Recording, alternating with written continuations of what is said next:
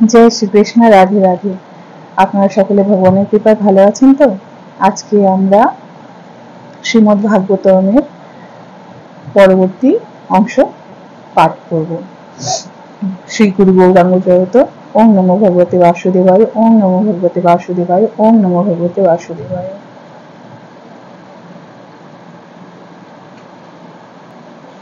এই কারণেই এই শ্রীমদ্ ভাগবতম শাস্ত্র শ্রী গোবিন্দের বাঙ্ময়ী মূর্তি, ইহার সপ্তাহ শ্রবণ সকল সাধন অপেক্ষা শ্রেষ্ঠ। দারিদ্র, দুর্ভাগ্য, পাপ, দুঃখ বিনাশ করিবার জন্য আর কাম ক্রোধ জয় করিবার জন্য কলিযুগে ভাগবত সপ্তাহ শ্রবণ ধর্ম রূপে অভিহিত হইয়াছে।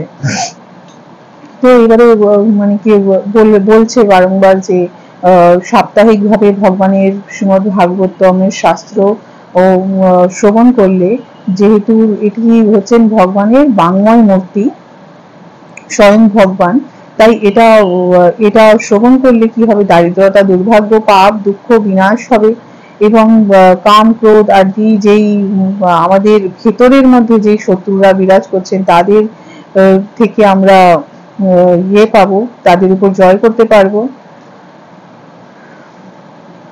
কলিযুগে একমাত্র ভাগবত শ্রবণের মাধ্যমে পরম মঙ্গল সাধিত হবে। আচ্ছা, সুত মুনি বলিলেন, এইভাবে সনকাদি মুনিগণ শ্রীমদ্ ভাগবতের মাহাত্ম্য কীর্তন করিলেন। তখন এক আশ্চর্য ঘটনা ঘটিল। যখন সুত মুনিগণ এই সনকাদি মুনিগণদের শ্রীমদ্ ভাগবতমের সম্বন্ধে যে মাহাত্ম্য কথা বলছেন সেটা বলছিলেন, তখন একটা কি হলো, আশ্চর্যজনক ঘটনা ঘটল। সবিস্ময়ে সকলে দেখিলেন, সকলে বিস্ময়কর ভাবে দেখল। সেই কালে ভক্তিদেবী প্রেমস্বরূপিণী নবীনা তরুণী রূপে সুবেশধারিণী জ্ঞান ও বৈরাগ্য নামে তার পুত্রদ্বয় নবীন তারুণ্য রূপে প্রতিহত হয়। বলছে তো সেই সময় ভক্তিদেবী কি হলো, প্রেম স্বরূপিণী হয়ে গেল, আর নবীনা তরুণী একদম নতুন তারুণ্য রূপ সে ধারণ করলেন। আর তার যে দুই পুত্র জ্ঞান ও বৈরাগ্য, তারা কি হলো, নবীন ও তারুণ্য মানে রূপে তারা প্রকাশিত হলো। মানে তাদের যে জড়তাটা ছিল, তারা শ্রীমদ্ ভাগবতমের মাহাত্ম্য কত, মানে সেই মাহাত্ম্য কীর্তনে তারা আস্তে আস্তে যুবক রূপ ধারণ করতে লাগলো, মানে যুবক রূপ ধারণ করেই নিল, তাদের জড়তা একদম নির্মূল হয়ে গেল। সেই ভক্তি দেবী পুত্রগণকে সঙ্গে লইয়া পরম আনন্দে সেইখানে উপস্থিত হইলেন।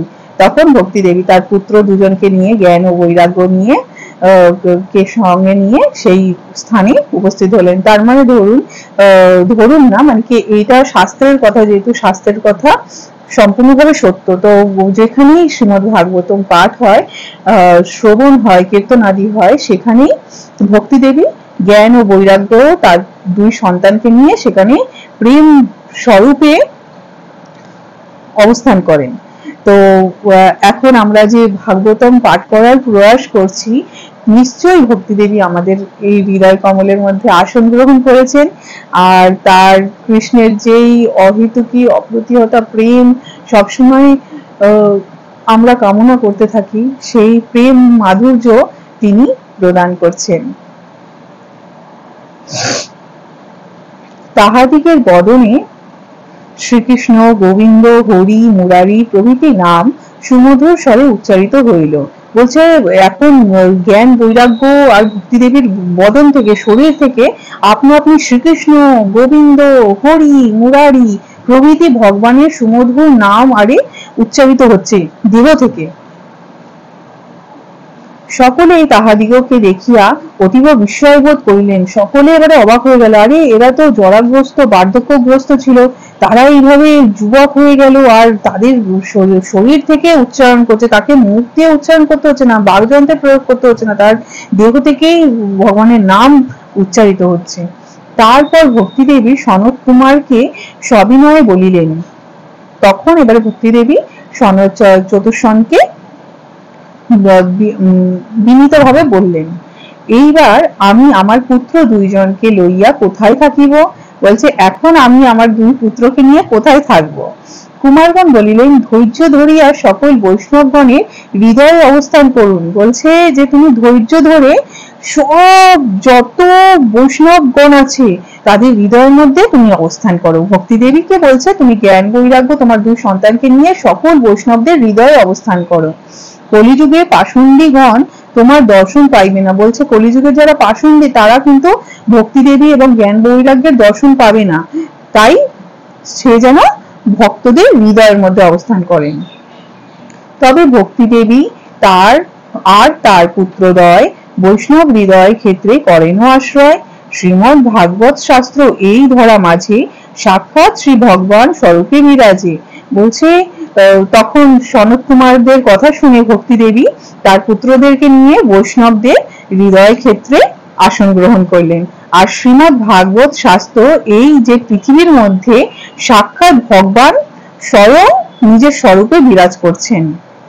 তো আমাদের ভগবান কিন্তু ধরাধাম ছেড়ে কখনোই যাননি। তিনি এই শ্রীমদ ভাগবতম অধ্যয়ন করার মাধ্যমে আপনি ফিল করবেন যে ভগবান প্রতি মুহূর্তে এই ধরাধামে আছে। আর কলিযুগের যে বিভৎস মায়ার যে স্বরূপ তার থেকে আপনি মানে কি উদ্ধারকে ভগবানের সান্নিধ্য উপলব্ধি করতে পারবেন শ্রীমদ ভাগবত অধ্যয়ন অথবা শ্রবণের মাধ্যমে। তো নিত্য 5 মিনিট হলেও শ্রীমদ ভাগবতম শ্রবণ করার প্রয়াস করুন। আর অবশ্যই শ্রীমদ ভগবত গীতাও, কারণ সেটা ভগবান স্বয়ং বলেছেন, উপদেশ দিয়েছেন, ভগবানের বাণী আছে ওতে। আর শ্রীমদ ভাগবতমে কি আছে? ভগবানের লীলা কথা। সেই সময়ে ভগবানের এবং তার ভক্তদের মানে কি লীলা কথা আছে। আচ্ছা, সেই সময় বৈকুণ্ঠের পরিকরগণ শ্রীমদ ভাগবত কথা শ্রবণ করিবার জন্য সেইখানে গুপ্ত ভাবে উপস্থিত হইলে জয় জয় মহাধ্বনি উত্থিত হইল, পুষ্পবৃষ্টি শঙ্খধ্বনিও হইল। বলছে সেখানে কি হয়েছিল? সেই সময় বৈকুণ্ঠের যে পরিকরগণ, বৈকুণ্ঠ লোকে যারা থাকেন ভগবানের সেবায়, তারা শ্রীমদ ভাগবত কথা শ্রবণ করবার জন্য কি হলো, গুপ্ত রূপে লুকিয়ে তারা সেই স্থানে উপস্থিত হলেন। তখন কি হলো, জয়ধ্বনি জয়ধ্বনি করে মহাধ্বনি উত্থিত হতে চারিদিকে শোনা যেতে লাগলো, পুষ্পবৃষ্টি হতে লাগলো, শঙ্খধ্বনি হতে লাগলো। সেই সভায় উপস্থিত সকল শ্রোতাবৃন্দ দেহ গেহাদির কথা ভুলিয়া গেলেন। তখন যারা যারা শুনতে এসছে শ্রীমদ ভাগবত কথা, তারা সকলে কি হয়েছে, তাদের গৃহ কর্ম আদি সবকিছু ভুলে গেলেন। যারা ধরুন বলছিল যারা অত্যাসক্ত গৃহের প্রতি, তারা যারা ভগবানকে মানে না, তাদেরকেও যখন আনা হয়েছিল তারা সকলে সবকিছু ভুলে গেল। সবকিছু ভুলে গিয়ে একদম শ্রীমদ ভাগবতমের কথামৃত পান করার জন্য একদম ব্যাকুল হয়ে গেল। তাহাদিগের তন্ময়তা লক্ষ্য করিয়া বিস্ময়ে নারদমুনি বলিলেন, তারা যে তন্ময় হয়ে ভগবানের কথা শ্রবণ করার জন্য বসে আছেন, তাদের তন্ময়তা দেখে নারদমুনি এবারে বলছেন, এই স্থানে শ্রীমদ ভাগবত সপ্তাহ যজ্ঞের জন্য যত দুষ্ট মূঢ়গণ ও পশু পক্ষীগণ উপস্থিত হইয়াছে তাহাদিগকে নিষ্পাপ ও পুণ্যাত্মার মতো দেখিতেছি। বলছে যারা এখানটায় মূঢ় মানে কি অধম বোকা আছে, যারা মানে কি ভগবানের ভক্ত নয়, যারা কি ভালো কি মন্দ কিছু জানে না, যারা পশু পক্ষীরা আছে, যারা নিষ্পাপ আছে পুণ্যাত্মার মতো, তাদেরকে সকলকে অমনি মনে করতে হবে। তারা যদি দুষ্টও হয়, মূঢ়মতিও হয়, তবুও তাদেরকে কি নিষ্পাপ ও পুণ্যাত্মা মতো নারদমুনি দেখছেন। তাই এই মর্তে বিশেষত এই কলিকালে মলিন চিত্তকে শোধন করিতে শ্রীমদ ভাগবত বাণীর মতো পৃথিবীতে অন্য কোনো সাধন নাই।